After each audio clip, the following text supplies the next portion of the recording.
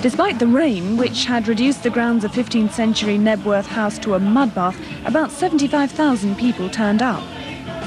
On stage, Meatloaf from America, showing few signs that he'd broken his leg falling off stage in Australia 2 weeks ago.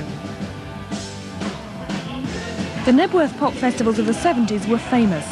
Licensing difficulties followed a 4-hour overrun one year. The Stones were found still playing at 3 o'clock in the morning. Now, after a 5-year gap and with a new promoter, Knebworth was back, with the recently reformed Deep Purple as the main attraction. Knebworth was famous in the mid-70s, and Deep Purple were also very big in the mid-70s and broke up in the mid-70s, so it seemed logical when they reformed to put the two back together. So who are the audience? Are they the sort of people who used to go and see them in the mid-70s, or is this a new generation? No, we've got both, and we've actually got both.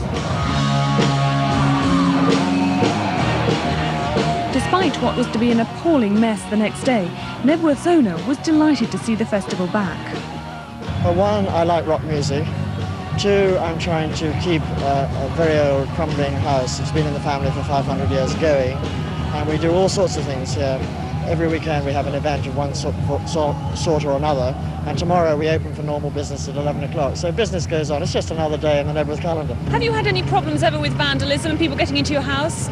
Not at all, no. The crowds here have been fantastic. We've never had any problems at all, and they're great people who come here, and everybody seems to come to enjoy the music, have a great time. Despite the other attractions, most people were waiting for Deep Purple, a supergroup of the early 70s who split up in '74 and reformed earlier this year, promising to be every bit as good. Is it as good as the old Deep Purple? I think it's better. It's got more fun. She's working my strings, it's all right. Get off. It's more fun, it's more... there seems to be more reason for doing it. Before it was just like a treadmill.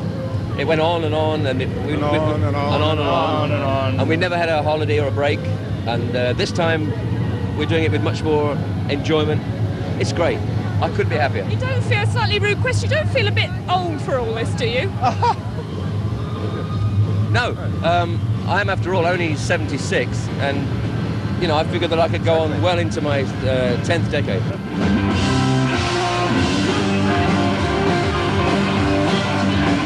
So, a historic moment in rock music, Deep Purple playing live in Britain for the first time in 11 years.